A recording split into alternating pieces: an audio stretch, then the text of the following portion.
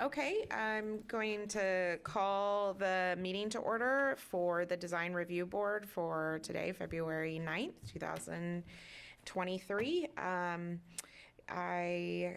would 1.2 ask if the staff can confirm that we have met the Kansas Open Meetings Act notice requirements. I can confirm that the packet was posted and the required notice of the meeting was provided.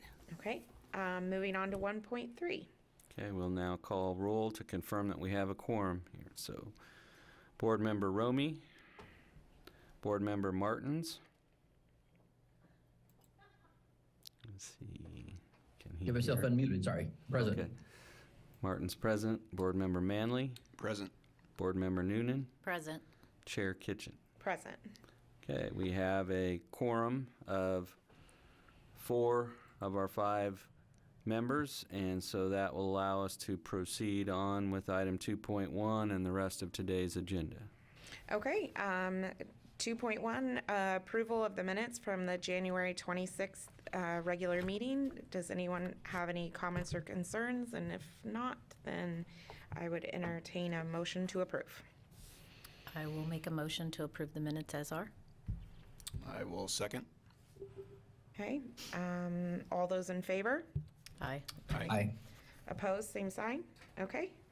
And then we will move on to new business, and is this the time I need to recuse myself? The chair is going to recuse herself so that she can represent this next application. So on behalf of the vice chair, I would introduce item 3.1.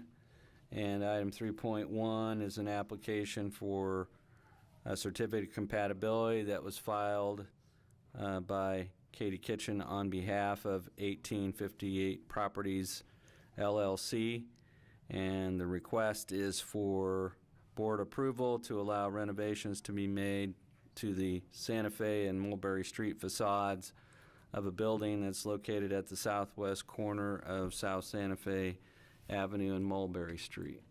So Spencer has marked in a blue dot there on the screen the location of this application. And so we've provided some background for you in the report. This building records indicate that this building was built in 1968. It was the longtime location of a Western Auto franchise, and that's why it has the overhead doors and garage bays. Western Auto operated at this address for 20 years, and then they built a new store and relocated out to an outlot in front of Central Mall that is no longer Western Auto, but is now the site of an urgent care medical clinic. Western Auto merged with Advanced Auto Parts, and so that's why you see Advanced Auto Parts stores but no longer see Western Auto stores. So we have 2 lots that are 50 by 120 feet deep. They're at the southwest corner of this intersection. The building that's here occupies the southern portion of the lot. The northern portion is occupied by a parking lot. In 1992, a lot of the east storefront was enclosed with metal siding. And another thing that was done is there were a number of display windows there when it was a Western Auto store, and those were reduced in size. And there was also an awning that was done. That awning was put on also in 1992 and has been changed several times. And so the most recent activity on this property was first reviewed in 2003 when this was the location of Mr. Windshield, and then later in 2010 converted over to Safe Light Auto Glass. It is now vacant. We don't have any records of any permit activity at this location since 2010. So 1858 Properties is the new owner of this building as of October of 2022. As we noted, and you can see in the photos, there is a white sheet metal covering a lot of the east and north facades of the building, and the applicant is proposing to remove the sheet metal covering and the awning from this facade to try to expose the brick, and in doing so, to assess the condition of the original masonry facade and consider what the next steps might be for building rehabilitation. But because this is a facade change, this does require review by the Design Review Board, and we scheduled a hearing for today's meeting to allow the board to review this proposal for conformance with our downtown design guidelines. So we've summarized some of those things that deal with a building in terms of rehabilitation. This is not really a repair of damaged features. It's not, we don't know if there's any character defining features underneath, but we're not removing any historic materials, just a metal covering and an awning. And so as we analyze this request, the only thing that we thought was just call attention to the board is that most of our downtown area is part of the C4 Central Business District, and in the C4 district you can have 0 setbacks. You don't have to provide your own parking.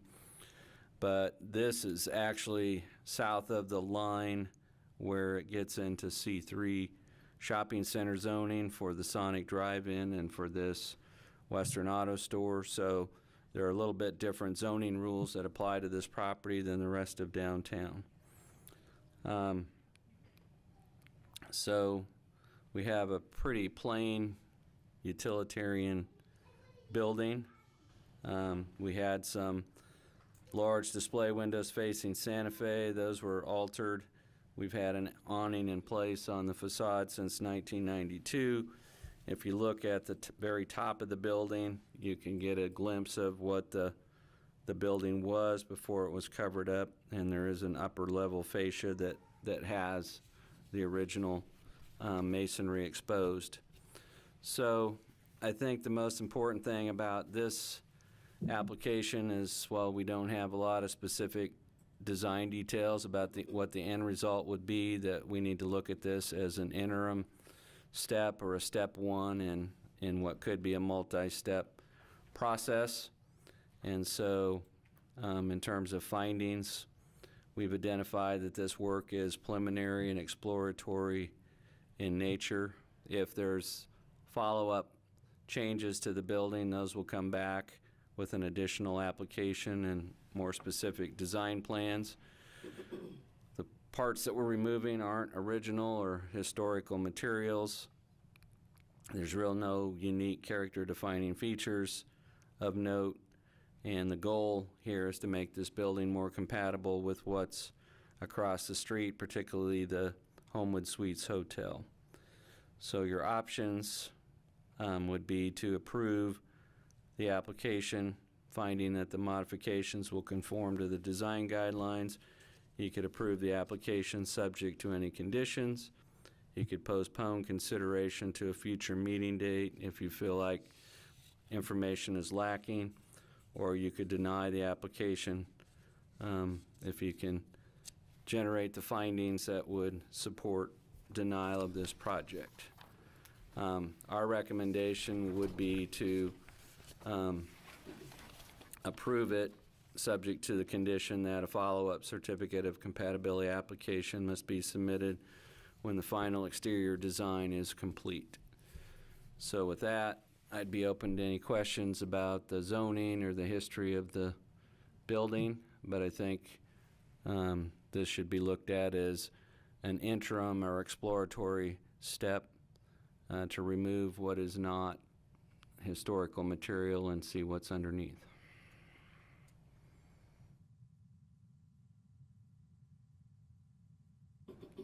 So you have that in your pack. I think Spencer just had the zoning map up there that just shows you where the C3 zoning starts there, and it's been that way ever since it was Western Auto, and the Sonic Drive-In, the Masonic Temple is also zoned that way. So while it's in the business improvement district, it's not zoned C4 like most of the rest of downtown. So I'd be open to any questions that board members might have.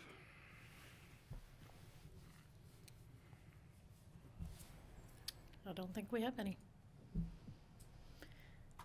Is there any information you want to hear from the applicant? I guess staff would have one question. If you could go to the east view, Spencer. Is the plan, you've got the arrows showing to the remove, but on the east side there is metal paneling all the way across the facade.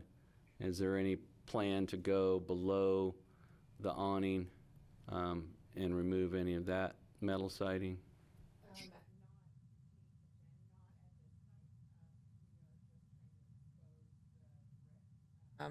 Above, underneath the metal paneling and the awning, and Okay. until we have a plan for that the building in general, that's when we will make changes to below. Okay, so this part will be removed up here, the awning, but this part will stay intact, We'll stay intact because we don't want to tear anything out until we kind of have a better idea. better idea and have the building, want to still keep it structurally sound, and not that we'll have anyone thinking to use it while it's unoccupied. So, Okay, thank you. you're welcome. I have a question.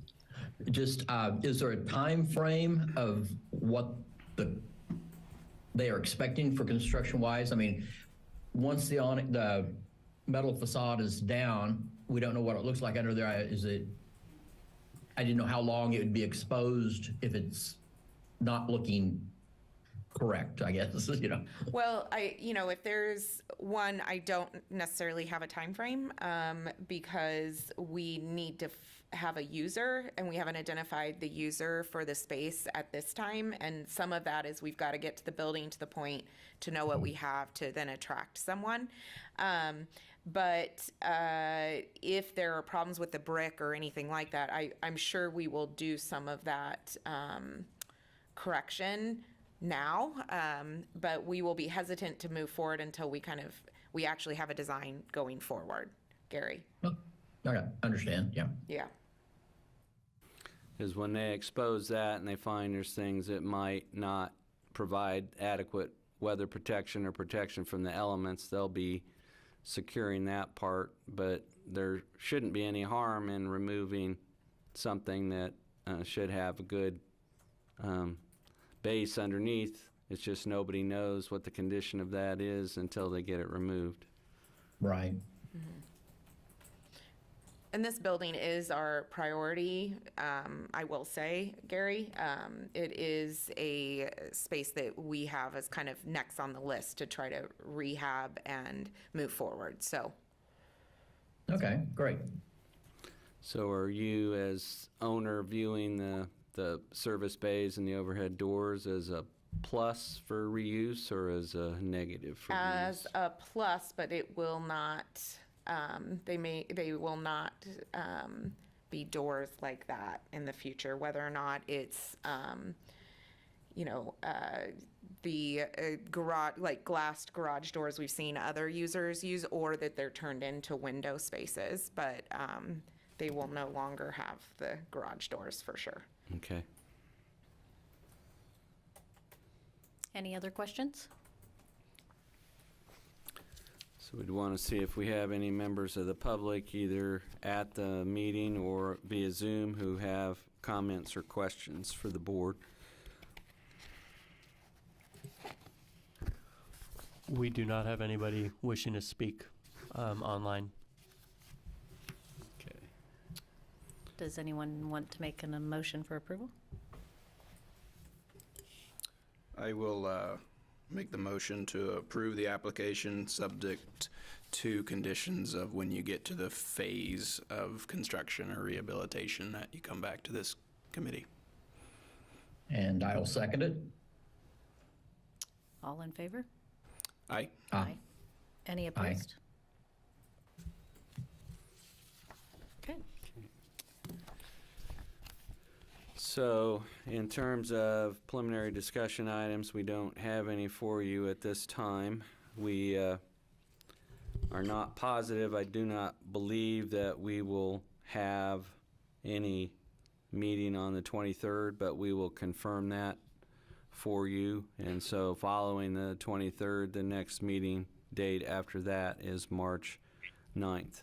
But we'll try to keep you informed of any meeting cancellations if we don't have agenda items for you. But we have nothing further to bring up this evening. Do we have a motion to adjourn? Do we need to talk about public forum? Was there anybody from the public that wishes to speak? Oh, yes, we should have an opportunity for item 5 is public forum, and that's for hearing comments on anything that's not on today's agenda. So we have Leslie Bishop via Zoom. Spencer? Leslie Bishop left the Zoom. Okay.